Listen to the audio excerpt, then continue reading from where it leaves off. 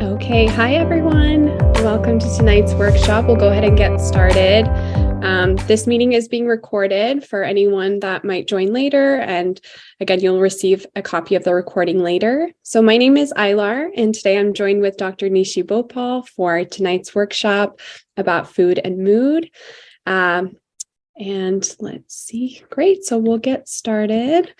So tonight's topic, as you've probably already heard, is about grocery shopping for your mental health. So we'll talk about how to pick healthy grocery items, specifically healthy items that are not just going to impact you positively physically, but also for your mental health. Before we get started, I just want to tell everyone a little bit more about the services we offer at Pacific Integrative Psychiatry and what makes our practice very unique. So we offer a few different services. So first, psychiatry services, and this really involves medication management and integrative forms of treatment with Dr. Nishi Bhopal, and also Josh, who is a nurse practitioner that works at our practice. We also offer psychotherapy, which involves coaching and mindset work. And then I offer one-on-one nutrition consultations, specifically through a functional medicine approach. And we offer specific testing that's really unique to our practice, testing that looks at your microbiome, food sensitivities, and a variety of other testing that can be really helpful for assessing your gut health. Here's what you can expect about tonight's workshop. So we host these live workshops once a month, typically every third or fourth Wednesday of the month at 6 p.m. Afterwards, a full recording will be sent to you through email, and participation is definitely encouraged and welcome. So I recommend typing in your questions as we go in the comments box. You're welcome to turn on your audio or your camera at the end and ask your questions as well. And we do send typically a worksheet to you before the workshop. So it's a really good way to take notes as we go along, especially if you have any comments or questions that you want to ask later. And then please respect each other's privacy and try to minimize any distractions as we go. All right. So I'm going to stop sharing my screen, and Nishi, I'll let you take over. So we'll get started with our conversation. Great. Well, welcome everyone. So we're excited about tonight's workshop because we're talking about breakfast and what to buy at the grocery store for breakfast and also for snacks. Next month, we'll be going into grocery shopping for other meals for lunch and dinner. But breakfast is really important. So let's start by just understanding the impact of breakfast on mental health. Why is it important, Ailar, that we even think about eating breakfast in the morning? Because I know that's a meal that a lot of us do tend to skip. Mm-hmm. Yeah, and that's such an important question. And I'm really glad we're having tonight's workshop because it's one of the most common questions I get from patients. And a lot of us tend to have work schedules that start really early on in the morning. So it can be really easy to just skip breakfast or eat something quick or just have your cup of coffee. So first of all, as you know, we know breakfast is the first meal of the day. It's called breakfast. We're breaking the fast. We've been fasting overnight. We haven't had anything to eat. So the first thing we eat in the morning not only gives us calories and energy, but it also elevates and peaks our blood sugar levels. So what goes into your body first is going to cause that initial elevation in the blood sugars, and that's what's going to give you the initial energy to start your day. If you start your day with something that's purely made of sugars or carbohydrates, yes, you will feel energized initially, but that's going to be followed by a crash, right? So a peak followed by a crash versus if you start with something that's more sustainable and it gives you more long-term energy, helps with controlling the blood sugars. It's also going to give you more energy and put you in a better mood for the rest of your day, right? If you imagine you're really happy, you're energized, that peak followed by a crash, you're probably going to experience lower energy. Maybe you're not going to be in a better mood towards the later part of your day. And if your caffeine stops working, you're going to hit that crash and you're going to start to feel really hungry. So that's why I always recommend trying to eat something, even if it's very small, for breakfast, and ideally something that's made up of protein and healthy fats. Yeah, and definitely, with the mental health and mood aspect. So studies actually show that when people skip breakfast, they're more likely to experience symptoms of depression and symptoms of stress, whereas those who didn't skip breakfast were less likely to experience feeling depressed and feeling stressed out. And there's also benefits just for your functioning during the day. Eating breakfast is shown to improve memory recall, cognitive functioning.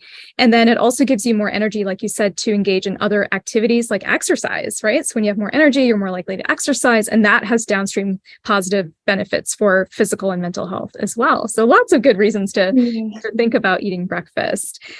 So one of the challenges, and I know we see this a lot in our practice, and we share a lot of patients that'll work with me for the psychiatry piece and you for the nutrition piece. And something I hear from people is that I just don't have a lot of time to make breakfast. I'm rolling out of bed, trying to get ready for work, and I'm rushing out the door. I'm rushing over my computer, and I don't have time. So what do you suggest to people who are struggling with making time to eat in the morning? Yeah, and that's a really common comment that I'll get. And, I personally myself also have some of that same struggle in the mornings, getting up and getting started with the day and really making that time for breakfast. So it really comes down to making that a priority. So whatever we prioritize, we're going to make sure that we can fit that into our day. If breakfast isn't a priority, we won't really make the time for it. So let's say you give yourself an extra 15 minutes to get up in the mornings to prepare something, if that's something that's possible for someone. Other ideas are actually to meal prep or prepare something the night before. So you don't actually have to prepare the breakfast first thing in the morning when you wake up. Yes, it might be warm, it might be more fresh, but what you can do are some really simple, easy ways to get the nutrients early in the day. And I'll give examples as well. So for example, something that contains protein that a lot of us are familiar with are eggs, right? And you don't even have to make the eggs in the morning. You can make hard-boiled eggs, leave them in the fridge. You can take them on the go. You can eat them on your drive, right? And they're a really good source of protein. Other easy ideas are overnight oats, which I know a lot of people like to make. So you can just soak your oats with your favorite type of milk. You can add nuts and seeds in there to incorporate extra omega-3 fatty acids. You can get extra protein in there, which are going to be really helpful for the blood sugar control. The omega-3s help fight inflammation. They can help hormone production. And then another easy idea that you can actually make in the morning is avocado toast. So it doesn't take that long to just put the piece of toast in the toaster as you're getting ready, add some avocado onto it. I really like to add hemp seeds for some extra nutrients and protein on the avocado toast. So those are some really simple ways, and it's really important to prepare the night before. So sometimes waking up in the morning, it can be a lot going on, right, as you're getting ready to leave, and you can forget what to make, or it can be a little bit frustrating. So really prioritizing that planning the night before and also preparing some of those ingredients so you can get started with the day more quickly. I like that idea of preparing the night before, or even just deciding what you're going to have, because I know part of the struggle is just even figuring out, what am I going to have today? What am I going to eat for breakfast? What am I going to have for lunch? And people do get decision fatigue. And so then you end up just either eating the same thing all the time, or just grabbing something easy like a protein bar, something that's maybe seemingly healthy, but is actually highly processed. So that, just preparing the night before and maybe even keeping things together. That's one thing I like to do, especially with I have a keto granola that I like, and we'll talk a little bit about some products at the grocery store, but I keep that with my flaxseed and with my pumpkin seeds and all the things that I like to add to it. And I just keep it all together. So then it's just easy. I'm not going to different parts of the kitchen, different cupboards to gather everything. What is a good time of day or time in the morning to eat? Is there an ideal time? Is it possible to eat too early, too late? What do you suggest as far as timing?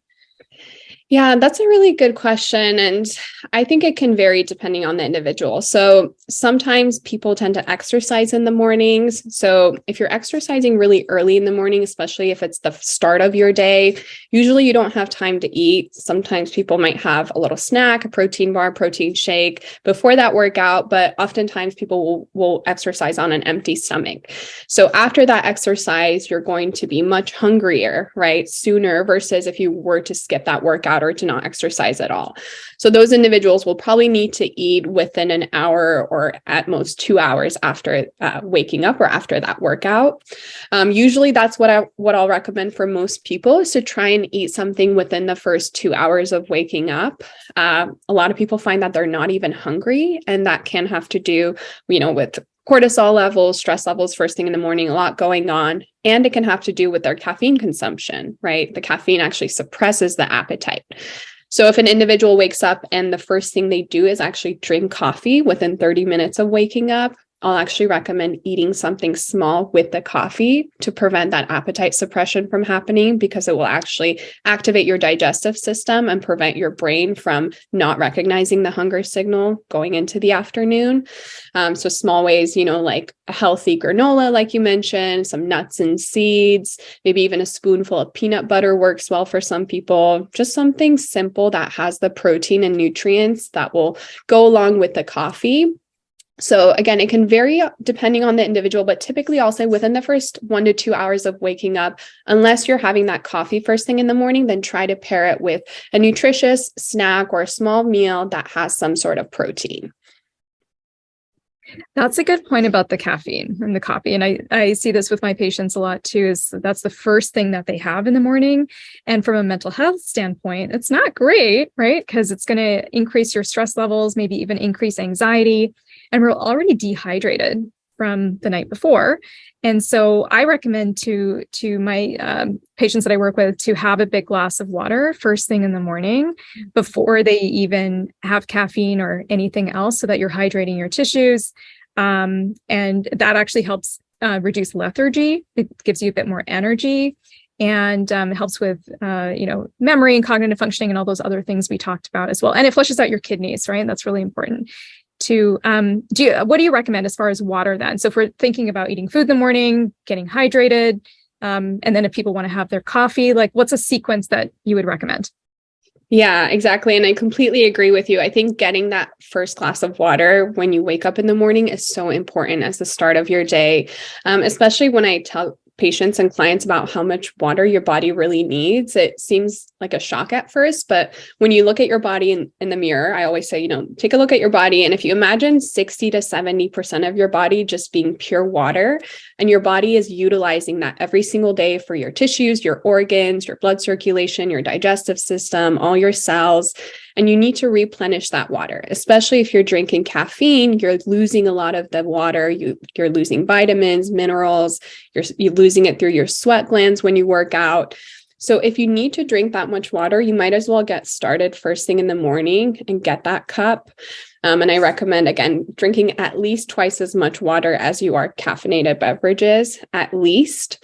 But if you are able to get a cup of water in the morning, a cup of water with every meal, and a cup of water in between every meal, then you're going to be getting a lot more water than people usually get. But again, it really comes down to the individual's lifestyle. And oftentimes I'll hear comments about, well, I have to use the restroom more often, or it's more difficult when I drink more water. But really, it has to, again, become a priority, and staying hydrated during the hours where maybe you're at home more, or you have access to a restroom. But the body and the brain, as you know, are mostly made of water. So if the brain is not getting the oxygen, it's not getting the blood circulation, then it can even increase symptoms of things like anxiety.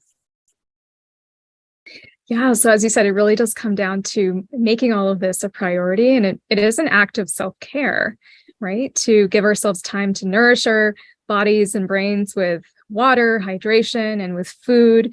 And even just engaging in those acts of self-care is good for mental health, right? Mm-hmm. If anyone has questions, please drop them in the chat. Or if you want to just come on and ask anything, feel free. But we'll keep kind of plugging along. So I see a question. How about when you're trying to lose weight and drink water with fresh squeezed lemon? Yeah. So, I think drinking lemon water is actually a really good thing that you can do first thing in the morning. So I hear that it helps with things like detoxification, our skin. People think that it does help with weight loss as well. I know there's no specific research or study supporting this, but based on how it helps detoxify the body first thing in the morning, it can even help a bit with our blood sugar control. So I think the water plus the fresh squeeze of lemon is going to keep you just as hydrated as if you were going to have the water plain by itself. And I always make that recommendation to clients and patients. And I say, hey, if you don't like water, that's okay. Add cucumbers, add lemon slices, orange, strawberries, let it sit in there a little bit. You can even mash it a little bit. It gives it a very natural flavor, and it can make drinking the water more enjoyable for a lot of people rather than having to get hydration from a lot of processed beverages, even sparkling water. Sometimes we don't know the source of the water. So adding fresh fruit and veggies in the water is a great way to stay hydrated, especially with a fresh squeeze of lemon. It's going to give you that added benefit of detoxification. Really great tips. And I like that idea of adding the cucumber or some other elements to it to make it a bit more palatable for people who don't like plain water. And I actually don't like really cold water because I tend to run on the cold side. Mm-hmm. And so when I drink cold water, I feel more cold. So what I do is I actually heat up water in my kettle, and then I mix it with water from the fridge. Mm. So then it's lukewarm. And that's what I have first thing in the morning. And I just find it easier to ingest without feeling like I'm drinking this really cold beverage. I know some people prefer cold, but I don't. I like it more room temperature or tepid. So, okay, let's go back to food. All right, with breakfast, what are some good rules of thumb when it comes to protein? You mentioned getting protein, not too much carbs or anything that's too carb heavy that could destabilize your blood sugar. So what's a good rule of thumb when it comes to balancing these macros, your proteins, fats, and carbohydrates? Yeah, and that's a really good question because it always comes down to the combination of these different things. So a lot of times I'll hear, well, I do eat protein, I eat this, I eat that, but it really comes down to how you're combining these foods together, especially when you are having the carbohydrates and when it's first thing in the morning on an empty stomach, when your blood sugars might be a bit lower. So as a rule of thumb for protein, I normally recommend trying to get about a gram of protein per kilogram of body weight throughout the day. So on average, that might come out to around 20 grams of protein per meal, anywhere from 15 to 25, sometimes even 30 grams of protein for individuals. And for breakfast, eggs, as an example, have about 6 grams of protein. So if you have 3 eggs, you're getting about 18 grams of protein for that one meal. So it might seem like a lot at first, but when you eat that meal that has enough protein to really meet your body's needs, you'll see how full you feel, how energized you feel, how you don't go as hungry very soon after that meal. It helps with your blood sugar regulation, gives you more energy to start your day. And you can still pair that protein with some carbohydrates and healthy fats. So for the carbohydrates, I recommend just doing kind of a 1-to-1 ratio and no more than that for the carbs. So if you're having an egg, you can have a piece of toast with it rather than having 2 slices of toast and 1 egg. If you're doing 2 eggs, maybe 2 slices of toast, and trying to see how the portion sizes fit together. I know some people like to get really specific with this, but I usually say, eyeballing it as much as you can, because in the long term, we can't really be measuring our food every single day, or we can't be checking labels, grams, checking macros all the time. At the start, it can be a good way to see, okay, well, how much does my body really need? But ideally, we want to become more accustomed to it where it's more of a natural thing that we do, right? If you want to incorporate healthy fats, you can do 1/4 of an avocado up to half an avocado, depending on how much of the other nutrients you're getting. And the omega-3s can be found in so many different types of foods. So things like nuts and seeds we talked about. You can include things like peanut butter, almond butter, or just doing a handful of nuts and seeds.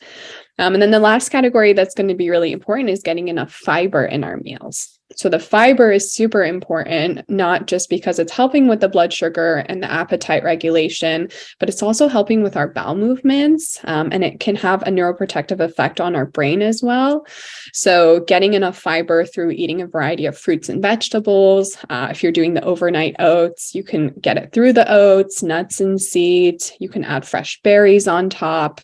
And on average, we actually require anywhere from 25 to 35 grams of fiber per day, which majority of the population is definitely not getting enough of that. And if we do eat enough fruits and vegetables, nuts and seeds, legumes, we need to eat so many different types of foods to get that added fiber.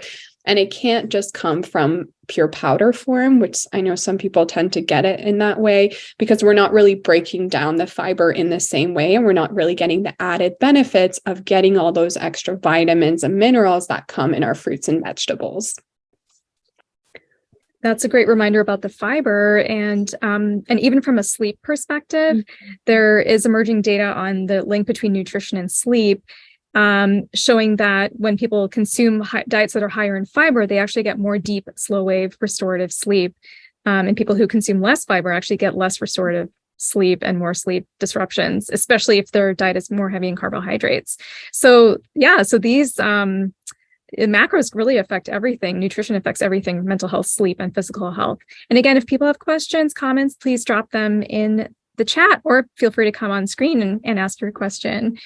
Okay, so how do you track, right? So, I mean, if I look at something, how do I know there's 25 grams of fiber that I'm getting per day, or am I getting enough protein? Do you recommend any apps? What are some resources that people can start with just to get a sense of how many grams of each of these things they're having? Yeah. So nutrition labels can be helpful for tracking these things, grams of fiber, protein. The apps can be helpful. So if you have like a Fitbit app, if you have like a MyFitnessPal tracker, that way you can log in the different types of fiber you're getting throughout the day. And especially as a start, I think it's really important because it's really hard to remember, first of all, what we ate, and then also trying to remember how many grams of protein, grams of fiber. So as a start, I think a food journal type in a phone app or even a written one can be really helpful. Food labels can be a little bit tricky though, because the amount that's actually listed on there isn't actually what we're getting. So we usually end up getting less than what's listed on there. So if a protein powder says 20 grams of protein, you're likely not getting that 20 grams. Maybe you're getting closer to 15 grams of protein for that serving. And even combining different foods together. So, taking a protein supplement with a meal that has some fat, right? Maybe has a little bit of extra protein in your milk or your nut milk that you're using to create that shake can actually help with some of the protein absorption. When it comes to checking the labels, it's really important to see where these nutrients are coming from. So if you are looking to get 20 grams of fiber, 20 grams of protein, if a label just says you're getting the 20 grams of protein, but it's coming from a whole list of ingredients that we know nothing about or we've never heard of, that's really not going to be healthy for you, right? Versus if the label says it comes from pure whey protein or pure pea protein, organic pea protein, right? Those are much safer and known ingredients that we can trust. Let's say it comes from things like nuts and seeds that we can see in the ingredients. So checking the labels, but also checking the ingredients, because that's going to give us a lot more information about how we're getting these nutrients and whether or not they're going to be healthy for us. Yeah. Okay. That's really, really helpful. And I like the idea of using an app in the beginning, like something like MyFitnessPal. That's one I'm familiar with, but I know there's other ones too, because, we also recommend to our patients to not eat a lot of processed foods, not eating things that come out of a package. So if you're eating, nuts that you've gotten that are not packaged and processed, or you're eating vegetables, it's helpful to use some of these apps to just see like how much protein and fiber is in these foods, because they're not in a package that has a label. But on the topic of labels, maybe we can look at some of those, because I know you have some information on how to effectively read food labels at the grocery store. Do you want to share your screen and we can take a look? Yeah, absolutely. So this is, one of the most important things, because there is a lot of misinformation out there. And unfortunately, the FDA isn't looking out for our best interests a lot of the time. And we can be kind of tricked into thinking products are healthy by seeing certain labels that are big and bold font, right? Things that might seem healthy. So let's say, someone might say, gluten-free or vegan, or we might see things like sugar-free, and those immediately might stand out to us as something that's healthy. So I want to share some items that look healthy or items that may not look so healthy, but how we can find alternatives, how we can identify these and why they're not as healthy for us. Okay, so this is the first product I want to talk about, which are the nut milks. So nut milks have become super common these days, especially when a lot of people notice that they can't tolerate dairy products very well, or people are just looking for plant-based alternatives. So this brand on the right-hand side, is very commonly used, especially when you go to get a beverage at a cafe or a coffee shop. They tend to use this brand very commonly. As you can see, the ingredient list is much longer than the brand on the left. So Malk is a brand that uses very minimal ingredients, things like filtered water, organic gluten-free oats, Himalayan salt. So those are all things that we're familiar with, very simple, minimal ingredients.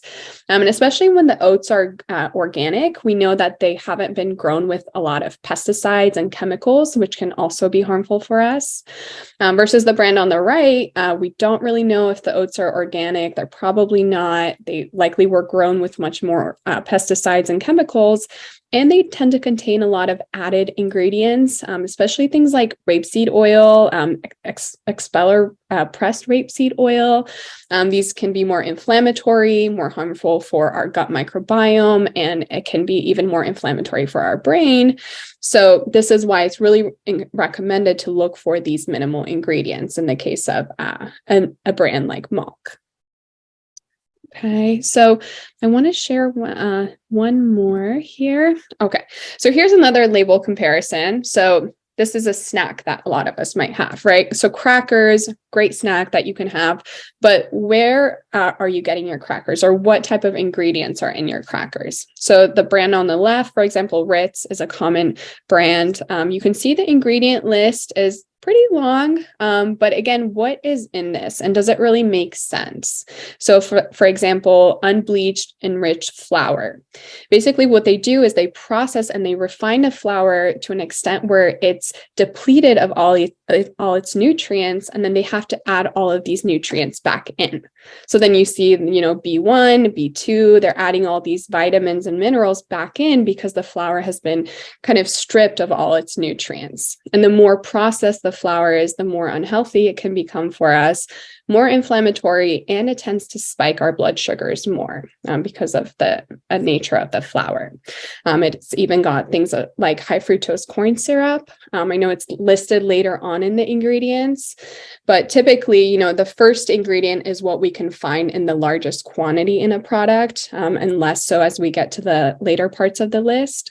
But if you look at the brand on the right, so similar cheddar style crackers, but this one, it's made of a nut and seed flour blend. So things like almonds, sunflower seeds, flax seeds. There's different types of starch, cassava. There's actually organic cheddar cheese that's used to make these crackers, which is what we would want. Things like onion, garlic, even rosemary extract for the freshness and to help preserve it, rather than a lot of unnatural, unhealthy preservatives that might be used. Let me just see. Oh, I see a comment from Sandeep. So I drink Oatly. Should I not drink it? I can't find the other one you mentioned. Okay. Yeah. And that's a really good question. So one thing I always like to mention to patients is assess how frequently you use a product. So if you're using a teaspoon, 2 teaspoons a day, maybe to put that in your coffee in the mornings, then that might not be a significant amount. If you have the option of choosing a healthier alternative, I highly recommend it. If it's not available to you, or if you're using it in very minimal amounts, then I would say, okay, maybe it's not a big concern. Some of these brands you can even find online. So if you have access to like Amazon, Whole Foods, they can even ship them to you. There's another brand, I think it's called 3 Trees.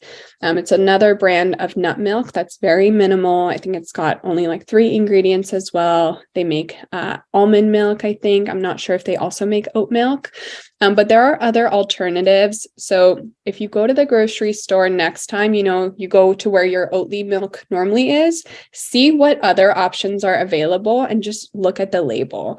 And ideally, we want to find things like we saw in the milk previously, just very minimal, simple ingredients. Yeah. All right. So here's another healthy alternative. So a lot of times I'll hear from patients that they love to eat a certain snack. And our goal isn't to eliminate things that we love to eat, because we want to have a healthy relationship with food. So if an individual loves to eat chips, let's find something that can resemble chips, that can have the same saltiness, the same flavor, that can give you that same satisfaction without taking out the chips altogether. So for example, Lay's is a very common brand. It's got potatoes, vegetable oil, which in detail it says can come from canola, corn, soybean, sunflower oil, and salt. So a lot of these oils are highly inflammatory, especially when we cook with them at very high temperatures, which is what it takes to fry chips. Versus the brand on the right, Siete is a brand that makes their chips with potatoes, avocado oil, and sea salt, which is very simple. It might not taste quite the same, but it's definitely a healthier alternative that can give you that same satisfaction. Plus, it's going to be way more nutritious for you. Yeah, you're welcome. Okay. All right, here's another healthy alternative, especially when we're talking about breakfast. I know cereal is very common, especially when I tell patients, you got to eat more fiber, it's going to help your constipation. I immediately see patients switching over to a high fiber cereal and thinking, that's the solution, which can sometimes help. But where is that cereal coming from? What ingredients does it have? So Honey Bunches of Oats is a very common cereal brand I know we'll see in the stores. And this is the list of ingredients. So first ingredient is corn. So it's primarily made up of corn, whole grain wheat, sugar. It's got rolled oats, but it's also got things like canola oil, molasses. It's got caramel color, right? Natural and artificial flavors. It's got BHD. So I'll mention some of these ingredients a little bit later, but these are mostly preservatives that are used to extend the shelf life because these companies want to extend how long they can keep their products on the shelf, more likely to sell them. Plus, they probably make the product look prettier, right? With the caramel color, and it makes the product last longer. Versus the brand on the right is a healthy granola that you can substitute instead of the cereal. So it's going to have that same saltiness, sweetness, comes from oats, chia seeds. It's even sweetened with coconut sugar, organic coconut sugar rather than refined sugar. And it's going to give you extra protein, healthy fats, plus that added fiber for your breakfast. You see a question here. Do you have any recommendations for protein bar that is keto friendly? That is a good question. Nishi, did I hear you mention of a brand that you like to have? Oh yeah, no, mine was actually for the granola. This is the granola that I have, the Purely Elizabeth. But protein, I don't actually know about protein bars. Yeah, so that's a good question. And I think for protein bars, I have seen some keto brands out there. Unfortunately, I'm not familiar with any specific brands that I would recommend. As far as if you are trying to eat more keto, I think sticking to more whole ingredients, like doing some nuts, some seeds. You can do some grass-fed whole milk cheese, right? So you can get your full fat from these healthy ingredients without having them be put into a bar. I will do a little bit of research and see if there are any brands that I think might be healthier. And again, it's difficult to eat whole foods all the time. And I always mention that, but the goal is to try and eat really healthy whole foods majority of the time, because I know with our lifestyle, it's hard to avoid processed packaged foods altogether. And that's why there are these healthy alternatives. But looking at, okay, what is a keto bar made of? Is it the protein? Is it the nuts? Is it the fattiness? And how can we extract that into more of these whole ingredients and create kind of our own trail mix or snack that kind of resembles that without the added processed ingredients and preservatives? Okay, so here's a snack mix. So for example, Chex Mix, very common snack. They're made up of cornmeal, enriched flour. Again, we see that as another ingredient, different types of vegetable oil that were found in the chips. And it's got a whole list of all these ingredients that make the Chex Mix look appealing. They probably make it taste good. But really, what are these ingredients and how are they affecting us physically and mentally? Versus, this paleo snack mix, it's mostly made up of nuts. It's got banana chips, which are made of bananas and coconut oil. The coloring comes from things like turmeric, paprika, right? Spices and ingredients that we would really find on the shelves and maybe even in our own home.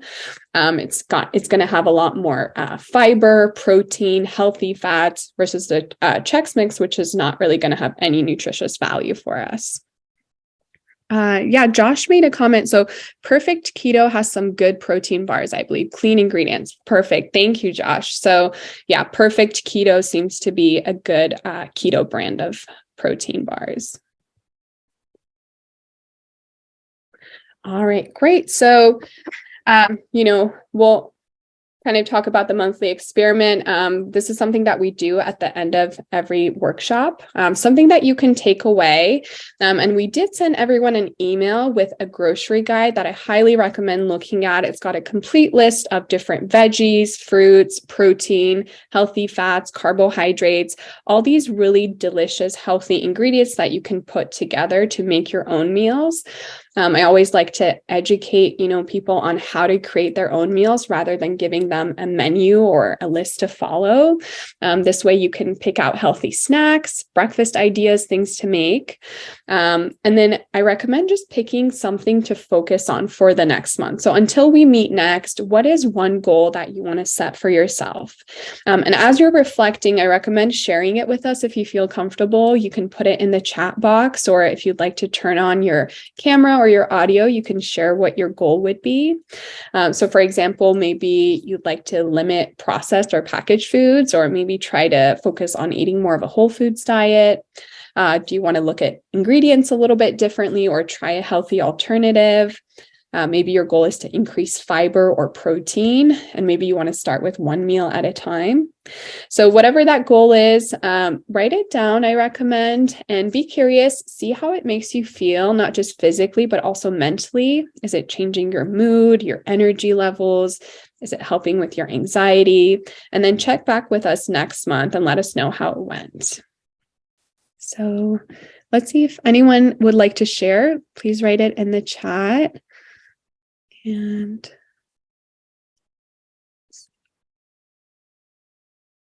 while we're waiting, I can share mine. Yeah, go ahead. So I think I like your, so many good tips here.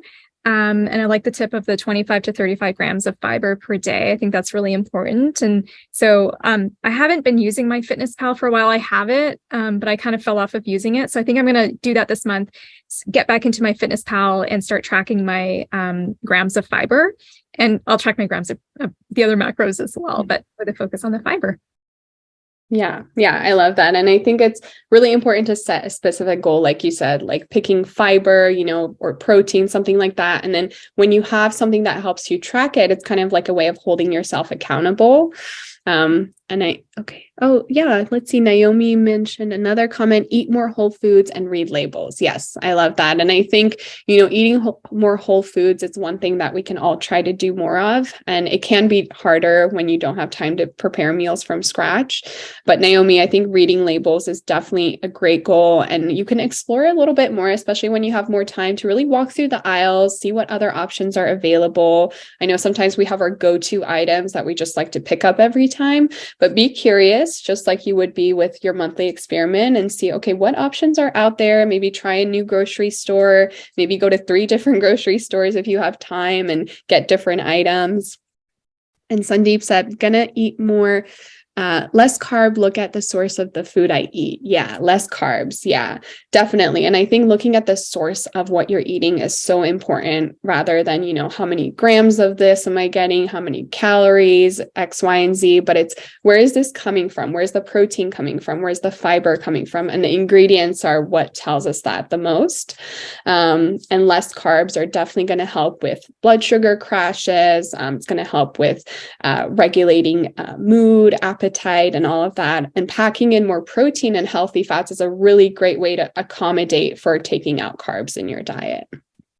Sepasa said, prepare meals. Yes. Meal prep is definitely something I want to focus on too. And again, with meal prep, you really have to prioritize that into your week, select specific days where you have more time. And a tip that I'll give for meal prepping is actually trying to make your ingredients more bland. So rather than combining all different foods, spices, sauces together, keeping the pasta plain, keeping the rice or the quinoa plain. And then throughout the week, if you want to toss different ingredients together, you have more room to do that. And there's less chance for the ingredients to go bad, especially if there's extra amounts of oils or sauces mixed in there. Great. Excellent. Thank you everyone for sharing. So here's a little bit of a summary of what we talked about today. So we talked about how to shop for healthy foods. We talked about reading labels, how to check ingredients. We talked about tips for preparing breakfast, some healthy snack items that you could try. You should have received an email with a grocery guide. If you didn't, please let us know. But that's going to be a really great way to help you kind of track how you're going to prepare your meals, ideas for healthy snacks, breakfast. And then we talked about a monthly experiment, something that you can try and take home. I have one more comment here. So Soko said eating less carbs as well. Yeah, I think the carbs are just, something that's found in so many different foods. So our carb intake typically tends to be on the higher end, but rather than just taking out the carbs, I always recommend putting in more protein, healthy fats, fiber to help make up for the less calories that you're getting. All right, great. So if anyone has any more questions, please let us know in the chat, or if you feel like turning on your camera or your audio, we'd love to see you. We do have these workshops once a month. And next month, actually, we'll be kind of continuing the conversation about grocery items, how to read labels, and we'll be moving on to talking about lunch and dinner. So today was, more about breakfast, snacks, and then we'll be talking about lunch and dinner and how you can prepare your meals a little bit more to be healthy for those. And yeah, if you would like to learn more about our practice, please visit our website at pacificintegrativepsych.com. I am accepting new clients. Josh, who's also here on the call, is also taking new clients. We provide really unique services, so you can learn about those through our website. I have one more comment here. Prepare flaxseed pudding on the go. Yes, that's a great idea. Yeah, flaxseed, chia seed pudding. You can prepare those overnight. So that's a really great way to kind of prepare something that you can have either as a snack or for breakfast. And on top of that, you can even include fresh fruit like, blueberries, raspberries, and you can get some extra fiber. Great. All right. Any other questions? Yeah, of course. I'm glad this was helpful. And if you have any other questions, you can always email our practice at contact@pacificintegrativepsych.com. But otherwise, we hope to see you guys all next month. All right.